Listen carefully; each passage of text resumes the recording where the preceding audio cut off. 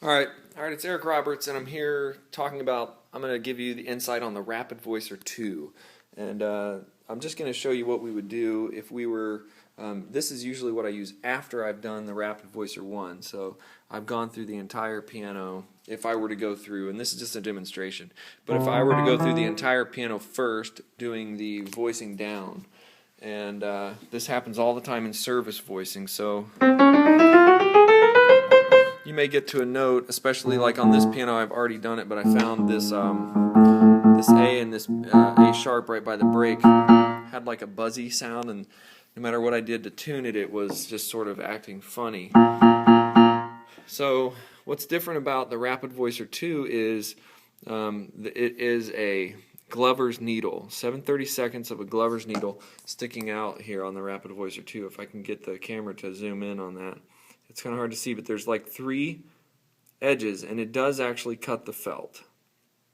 It's different than a traditional round needle that we feel is just kind of moving the felt from side to side. You can see there are 3. It's very sharp, and this is used by a lot of technicians already, but we've put it into the stick voicer. So the Rapid Voicer 2 has a little cap to keep it from falling through the strings, and it's stuck in there with CA glue. You can actually change your needles, but you probably won't have to do that very often. So you take the Rapid Voicer 2, and you would find a note that's sticking out. Okay, and so we just go right through the string. Okay, and I'm going to try to let you see. This is a pretty good angle. We go right through the string, and I go back to the 1130 spot on the groove. So I'm in the 1130 spot on the groove. Get that zoomed in there, good. And I just I push it all the way in. I'm not going to do it on this hammer because I'm not voicing this piano. I stick it all the way in at the 1130, at the back of the 1130. I just stick it in, and I just give it a little twist if I want to make it really, really cut through. So you just do it one time. A lot of technicians have voiced a concern about the Glover's needle and the myth of, well, we can't cut the felt and things like that. Well, we're not using this tool to go over and over and over down into the hammer. That's not the purpose. This is a one-time poke, and you poke this one time into the groove. You would go each groove.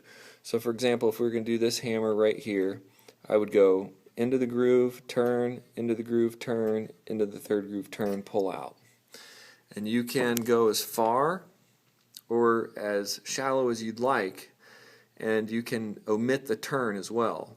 So you can see that if you turn this needle, you're going to cut a little bit more of the fiber. Now, Jack always, and creates the most change when you go in, and you go in right at the strike point, right at the very top.